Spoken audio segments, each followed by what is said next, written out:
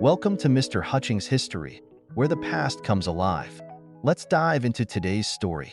All right, so today we're really diving into a fascinating part of history, how some leaders get to be so powerful. Yeah. We're going to be looking at Hitler and Castro. Right. You shared a podcast episode with us, and it really got us thinking about these two guys from the 20th century. Absolutely. And how they got to be so powerful. It's a fascinating comparison. Yeah. Because on the surface, you have Nazi Germany Right. and revolutionary Cuba, two completely different ideologies. Completely different. Different contexts. Yeah. And yet Hitler and Castro used some strikingly similar tactics to seize power. Yeah, it's like they're working from the same playbook. Yeah. And that's what we're going to break down today. Okay. Is how charisma, propaganda, and paramilitary force can be tools for someone to take control. And I think what makes this so fascinating is how relevant it is today. Right. By understanding how these things were used in the past, we're better equipped to recognize and analyze them Absolutely. in the present. Okay, so let's dive in. Okay. First up is charisma. Right. You almost can't talk about dictators without using that word. Sure. What was it about these figures that made them so captivating to people? Well, I think you hit on a really crucial element in their rise. Okay. They were both incredibly adept at crafting personas that resonated with their audience. Okay. Take Hitler in 1920s Germany, Okay. a nation still reeling from World War I, Right. facing economic turmoil, national humiliation. This is where Hitler stepped in. Right. His speeches were impassioned, tapping into this collective frustration. Right. He didn't just offer solutions. Yeah. He offered himself as a beacon of hope. He really understood what the German people craved, and he presented himself as the answer. Yeah. It's chilling. He even wrote about it in Mein Kampf. Right. He said that the masses are more swayed by powerful rhetoric than anything else. It's a clear insight into his understanding and manipulation of mass psychology. Now, contrast that with Castro, who was born into affluence, but cultivated this image of a man of the people, aligning himself with the struggles of the Cuban working class. Yeah, it was genius, really. Yeah. Positioning himself against the Batista regime and all the corruption. Right. That's a powerful message, and he knew how to make a statement. Even when he was on trial, after that failed attack on the Moncada barracks, he gave his "History Will Absolve Me" speech. Which was so much more than just a legal defense. It functioned as a powerful manifesto, outlining his vision for a new Cuba. Wow. He promised things like land redistribution, social justice, economic independence, things that resonated deeply with a population who wanted change. So he basically went from the defendant to a revolutionary leader Exactly. in the eyes of many Cubans. And that leads us to our next point. Okay. Propaganda. Okay. Castro, despite having, I think, less resources than the Nazi regime, masterfully used any platform he could, particularly his own radio station, to control the narrative. Hitler had that whole propaganda machine down. He did. Rallies, posters, radio broadcasts. Oh, yeah. It was constant and all orchestrated by Goebbels, Right. his minister of propaganda. Right. And it wasn't just about spreading information. Right. It was about crafting a very specific image of Hitler as Germany's savior. They understood the power of repetition, of controlling the flow of information. I mean, Goebbels was even quoted as saying What did he say? that they wanted to work on people until they were addicted to the Nazi regime. It's terrifying how calculated it all was. It is. But Hitler had this sophisticated state-run system. Right.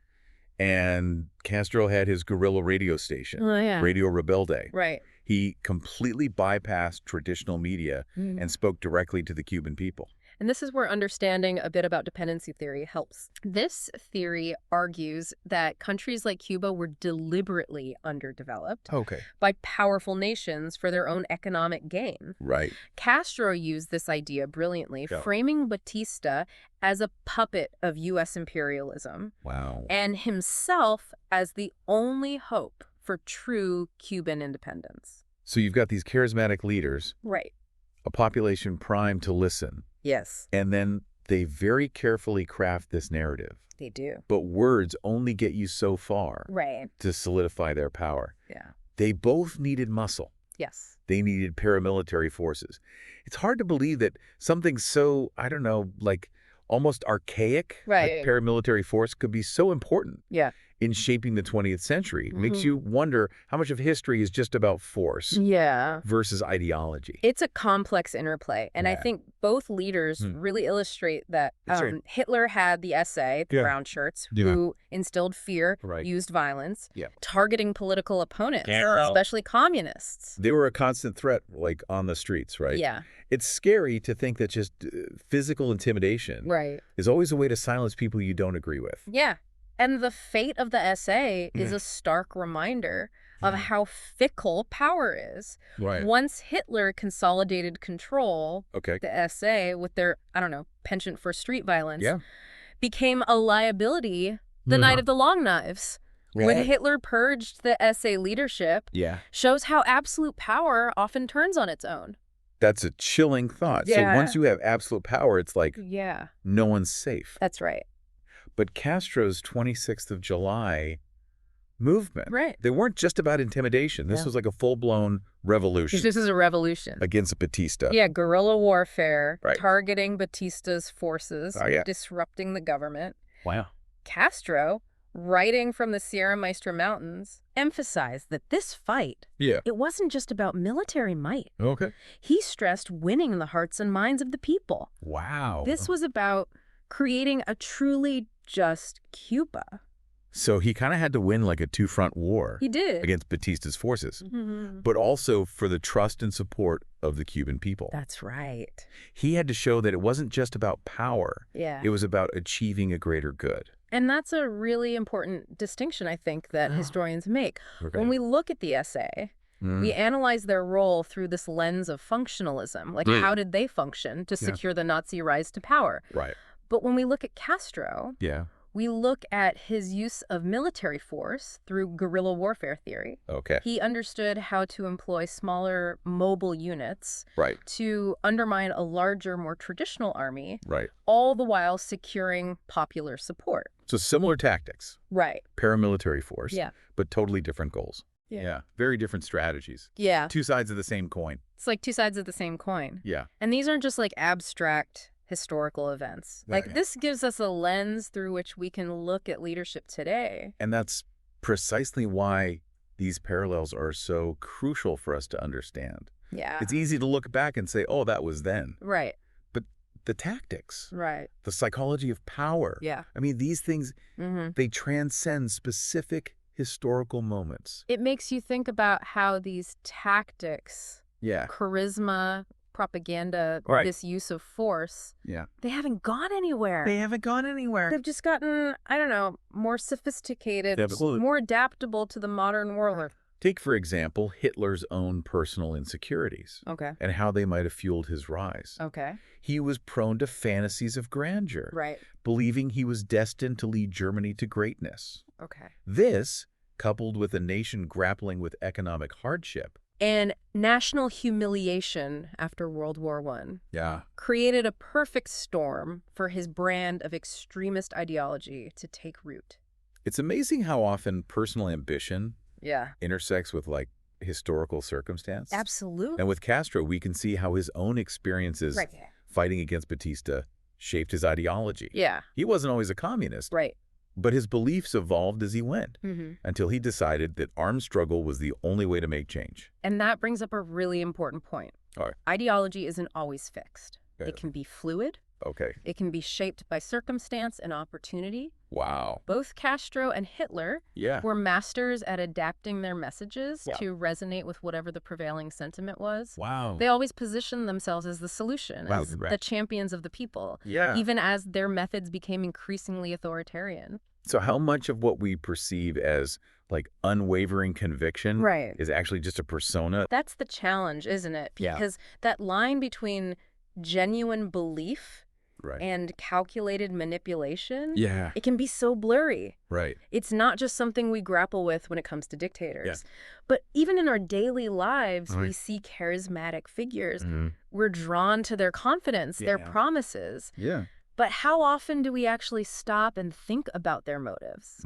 Their claims? It's so easy to just get caught up in the story. Exactly. Especially now when we have so much information all the time. It's true. But being able to, like, think critically And tell what's real and what's not. Yes. So, like, question easy answers.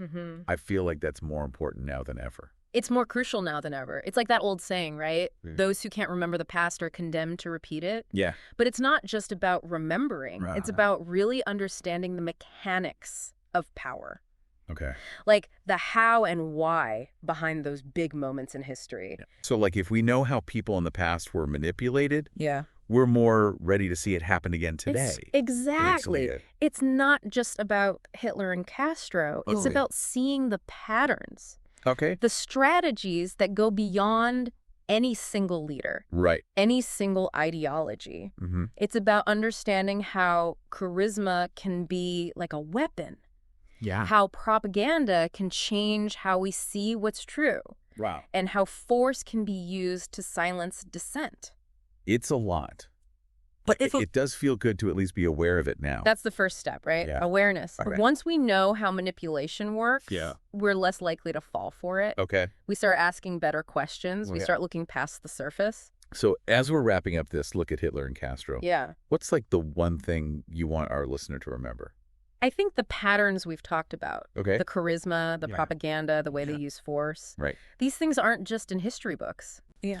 They're still around today. Right. By understanding how Hitler and Castro came to power, we can better understand the leaders and movements of today. It's true, what you said earlier. Yeah. History might not repeat. Right. But it definitely rhymes. It rhymes. And on that note, Yeah. we'll leave you with this. Okay. How do these historical parallels inform your understanding of leadership today? That's a great question. Until next time, Yeah. keep asking questions. Absolutely. Stay curious. And, as always, thanks for joining us for the deep dive. Thanks, everyone. Thanks for listening to Mr. Hutchings History. Keep exploring, and we'll see you next time.